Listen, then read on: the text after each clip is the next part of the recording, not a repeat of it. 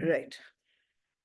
Chapter 18, as you know, and today's shloka is number 68. Let's chant it. Ya imam paramam guhyam madbhakteshva bhidhasyati bhaktim mai param kritva mame vaishyatya sanshayah. Translation is, he who offering the highest love to me preaches the most profound gospel of the Gita among my devotees shall come to me alone. There is no doubt about it. If you remember last Thursday when we did Shlok 67, the previous one, Bhagwan gave us the qualifications of a Shishya. What kind of Shishya, what are the qualities of a Shishya that makes him adhikari to hear the Gita, to learn the Gita. It doesn't mean that nobody else can listen to the Gita. Everyone can learn it, even if you are not qualified. But you may not benefit from it as you would have benefited if you were adhikari according to the criteria given. So that was last Thursday's shloka. In this shloka 68, Bhagwan is giving the qualifications of a guru.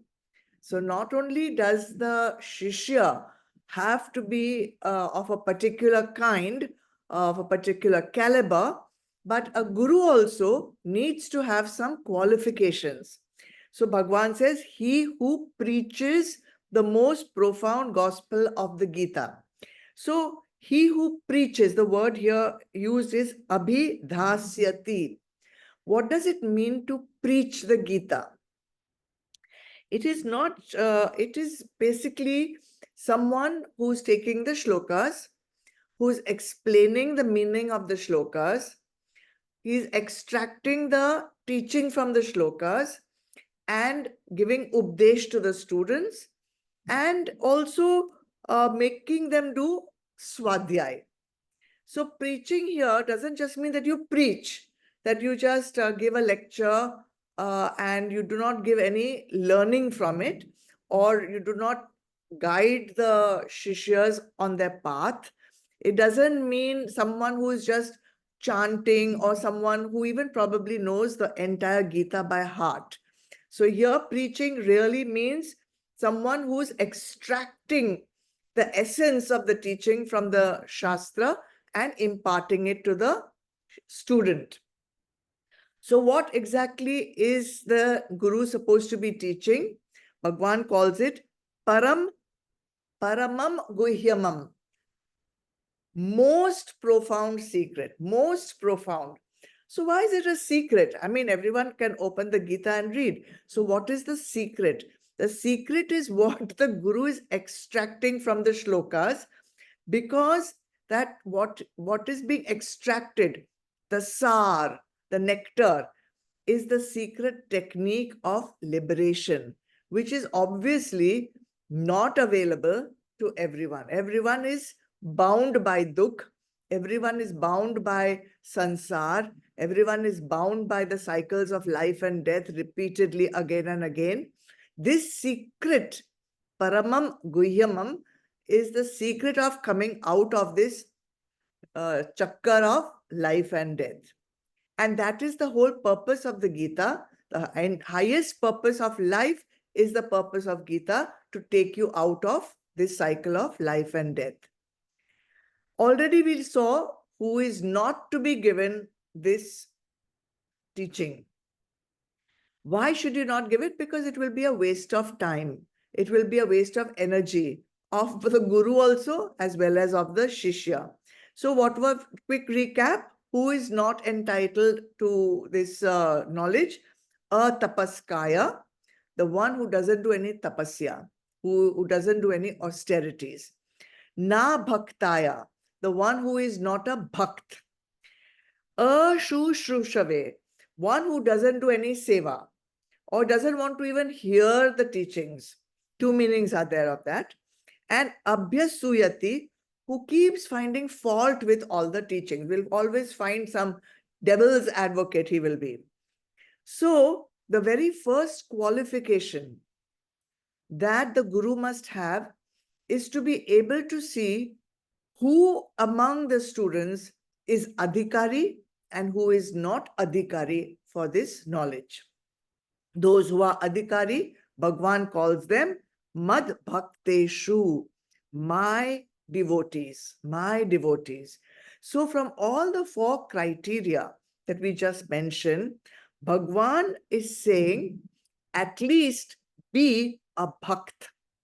At least he's giving being a bhakt more importance than tapasya, seva, or this constant nitpicking with the teachings. If you are a bhakt, all the other three will automatically follow in place in due course. So the most important criteria Bhagwan is giving is mad bhakteshu, be my devotee, then you will be adhikari for this knowledge. So who is a bhakt? A bhakt is the one who is filled with mumukshatva. Mumukshatva, a spiritual thirst, which is far superior to the thirst for any other sansaric desire. A thirst which is far beyond any other sansaric goal. That is mumukshatva.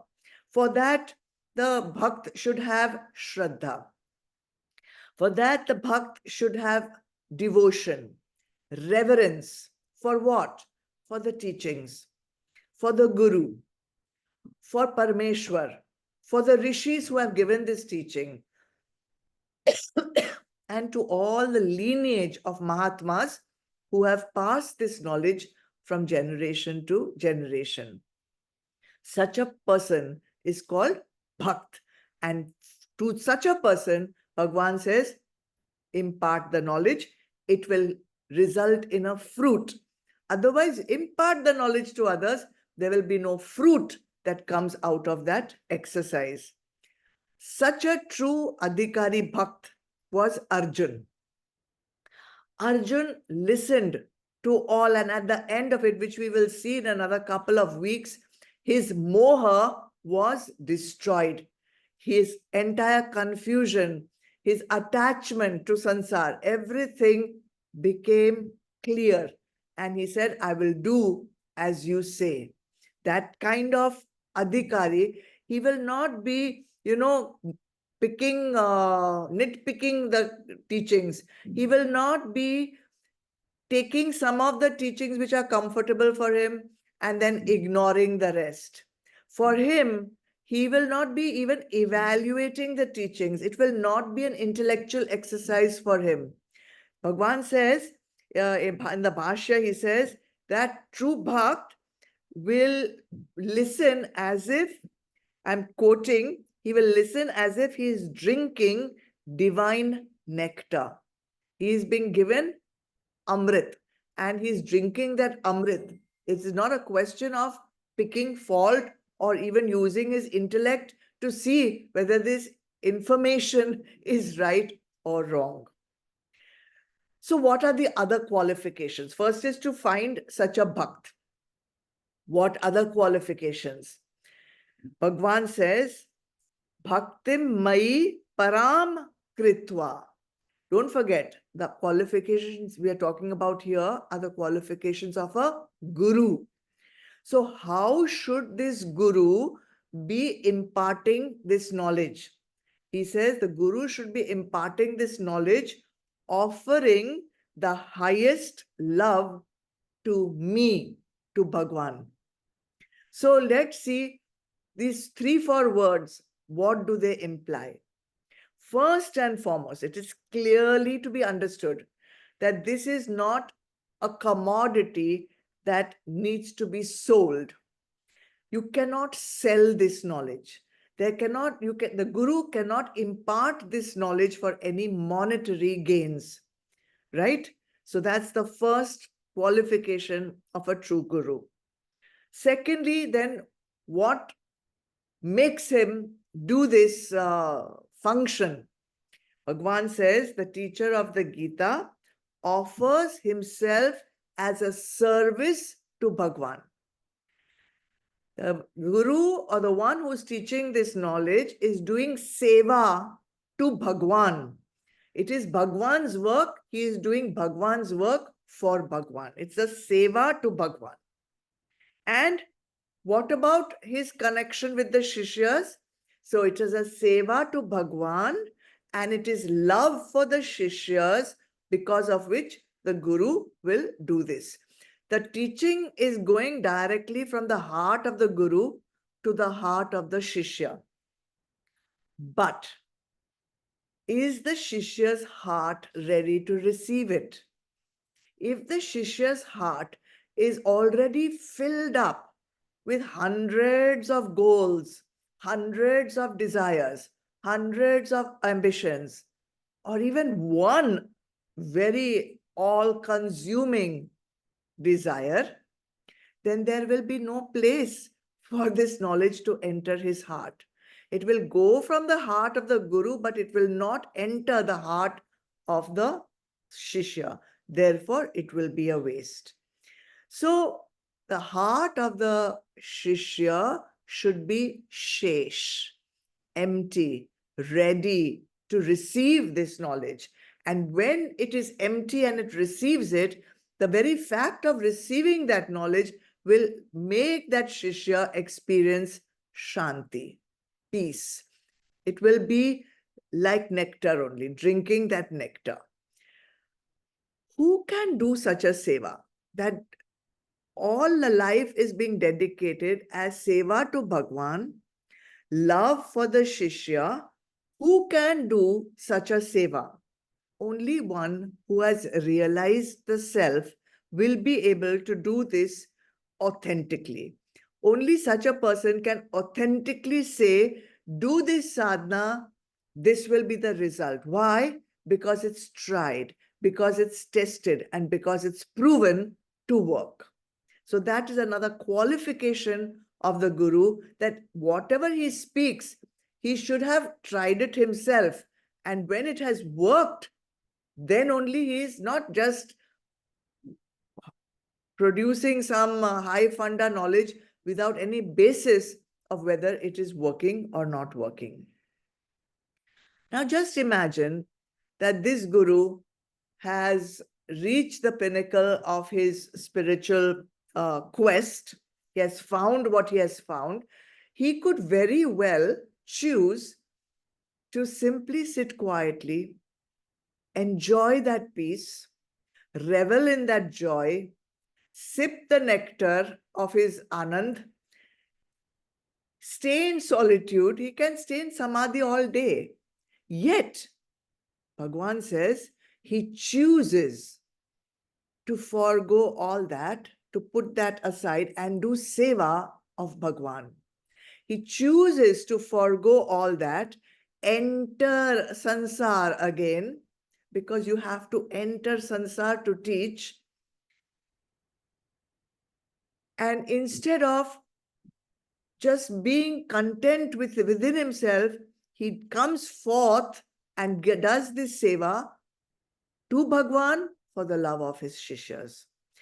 Although his mind has become silent, although there are no desires left, although there is no reward expected, although there are no needs left, still, in spite of wanting to be silent, he comes forth and teaches. Such a bhakt, Bhagwan says, is doing pure karma yoga in his life as a pure karma yogi. In his actions, he's a pure karma yogi. In his devotion, he's a pure bhakt. With his knowledge, he is a jnani. And eventually, he is a jivan mukta. Now, there is one more point that needs to be understood.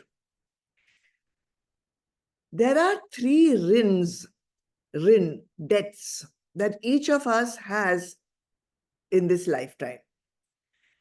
And these debts, these rins, have to be paid back. The first rin that we have is called Dev Rin. Dev means Devta, gods. So this is a debt that we have towards the Devtas because the Devtas are supporting our life on earth. Surya Dev is giving us sunlight. Varun Dev is giving us water. Agni Dev is giving us fire. Annapurna Mata is giving us food. Like that, there are Pavan Devta, there are all the Devtas are there. All the forces of nature are there. They are supporting our life. Therefore, we owe it to them to pay back this rin, this debt. The second rin that we all have is called Pitri Rin. Pitri Rin is a debt to our parents, our ancestors, our forefathers, for this entire lineage through which we have come, through for all the traditions that we have gathered, the sanskars that we have got, which we have inherited from them. All that also is a debt which needs to be repaid. And then finally, the third debt is called Rishi Rin. This is a debt to the rishis, the sages, the people who gave us the Upanishads, the Vedas, because of whom today we can sit and enjoy this knowledge. So all these debts have to be paid back in a specific way. So how do we pay back Dev Rin? We pay back Dev Rin by offering oblations to in the havans, in the homas, in the yagnas that we perform, in our daily puja, through our mantras. That is the rin that we are paying back to the devtas. Pitri Rin is a rin which is paid back in Grihastha ashram. Only in Grihastha ashram you can pay back this rin, because the way to pay back this rin is by giving birth to children. You give birth to children and you teach them this knowledge, you educate them, you nurture them, and you pass on the legacy that the ancestors have left to you. You pass it to your children, and that is the only way you can pay back Pitri Rin. And finally, there's Rishi Rin. To pay back this rin, you have to read the Shastras.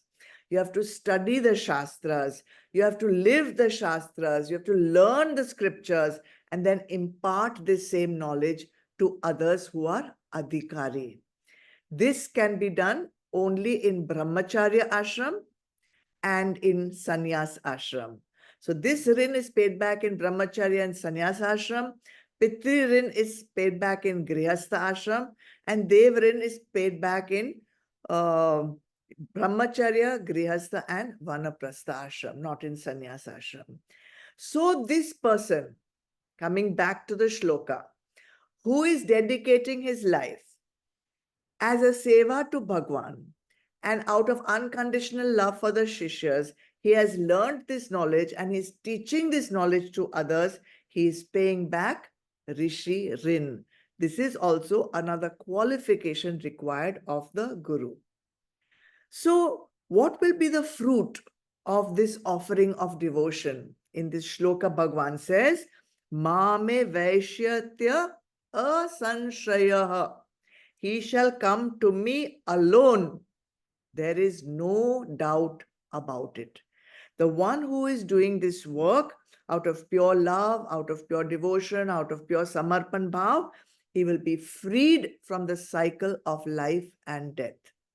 And Bhagwan says categorically, and there is no doubt about it. Asanshayah. No doubt about it. So this is the qualification of a guru. One short shloka which completes the entire responsibility of the guru, and from a different angle. We'll take one more shlok today, 69.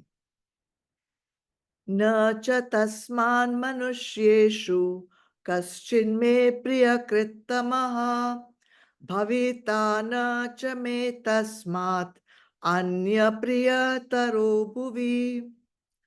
Among men, there is none who does me a more loving service than he, nor shall anyone be dearer to me in the entire world than he. So the shlok which we just did, Bhagwan gave a description of the unconditional love or bhakt of the teacher towards Bhagwan. The one who's teaching this with so much samarpan bhav is doing it out of his love and devotion for Bhagwan, right? So in this shloka, Bhagwan is telling us, describing the love that Bhagwan has for that bhakt. So bhakt has love for Bhagwan, and because of that love, the Bhagwan also has love for the bhakt. So what is that quality which is allowing this bhakt to do so much selfless activity, so much devotion for Bhagwan, and so much love for Shishyas, and which is making Bhagwan feel so much love towards the Guru? That word is compassion. Compassion. It is not any mental or intellectual quality. It is not someone who has a lot of bheja and a lot of understanding and can read and quote the verses. That is not what will make him love Bhagwan. It's very beautiful. What Shankaracharya says is that compassion, which is allowing him to do this, is basically the manifestation of Ishwar in the heart of the devotee.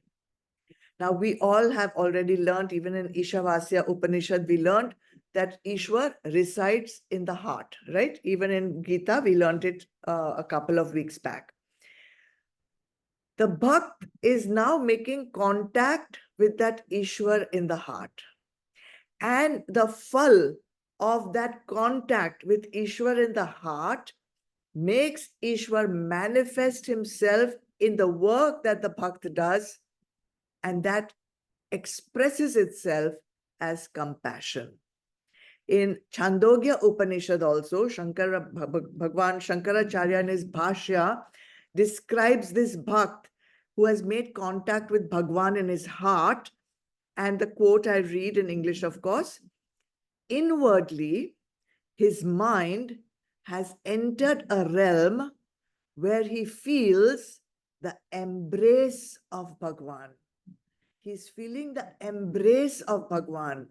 And I tell you, people have not understood the meaning of Anand.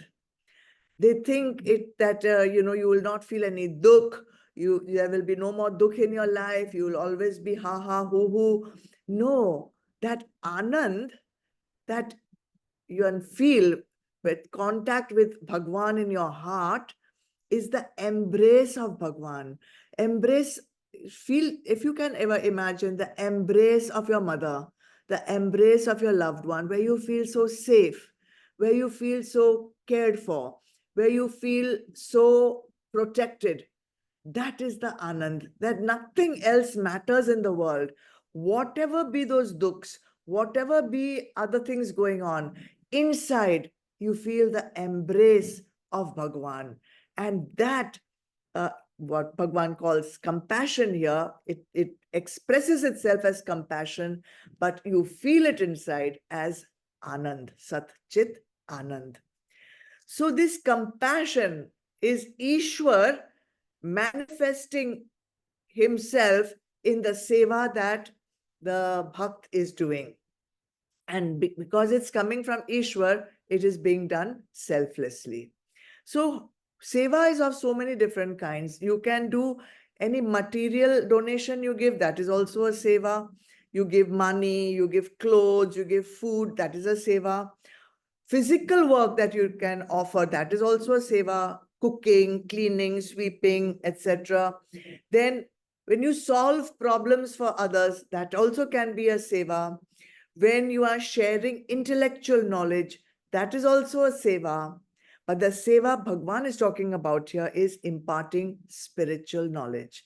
The one who is imparting over here is precisely imparting the spiritual knowledge of the Vedas through the Bhagavad Gita, who is doing this selflessly, unconditionally. Bhagwan says, he is dearer to me than anyone else living now or in future generations. Bhavita na cha me tasmat anya priyataro bhuvi. Nor shall anyone be dearer to me in the entire world than he. So this is the highest seva that you can offer to Bhagwan. Let us see what that seva includes. And I'll summarize these two shlokas with these few words. What is this seva? Shravan, studying the Gita. Then totally accepting all the teachings unconditionally, glad acceptance, without saying this teaching is good for me, this teaching is not good for me. So he's absorbed all the teachings unconditionally. Then, because he has absorbed them, he is now imparting that teaching to others in samarpan bhav, not monetary gain. Doing the seva as a divine mission of Bhagwan, that shows dedication. Then, to be able to teach this, he has to also do deep reflection on the shlokas. So there is manan happening continuously on the teachings. And then he is living the knowledge that he's teaching. There's no point in teaching something and living something else. Therefore, he has to become a role model of the knowledge. And then he has, since he's connected with Bhagwan in his heart, he is in continuous nididhyasan, connection with Bhagwan in his heart. And outside, he is connected with his shishyas in pure love. Such a person, Bhagwan says, you are a karma yogi, you are a param bhakt, you are a pure jnani, and you are dearer to me than anyone else in the world, now or in future generations. Bhagwan Adi Shankaracharya is very poetic when he gives the bhashya of these shlokas. He has also written that such a person can be compared to the spring season. He says, wherever they go, hearts blossom like flowers. So these were the two shlokas giving the qualification of the Guru. Last time we did qualification of the Shishya, Adhikari, who can be Adhikari to hear. But next time, very nice shlokas are coming. What is the phal for those who study the Gita? And what is the phal for those who listen to the Gita, like you all right now? So log on next Thursday and we'll continue with two more shlokas. We have very few shlokas left and we will finally be done with Adhyay 18. Keep doing your sadhana, keep doing manan, keep reflecting on these teachings, keep seeing how they are applicable to you in your life, keep seeing how they can improve the quality of your life.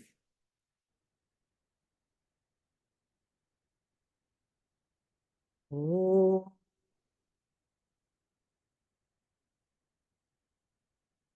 Oh.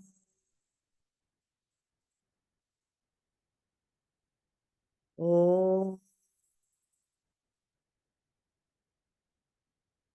Asatoma Satgamaya Tamasoma Jyotirgamaya Mrityurma Amritam Gamaya. Om Shanti Shanti Shanti. Om Purnamada Purnamidam Purnat Purnamudachyate Purnasya Purnamadaya Purnameva Vashishyate. Om Shanti Shanti Shanti. Hari Om.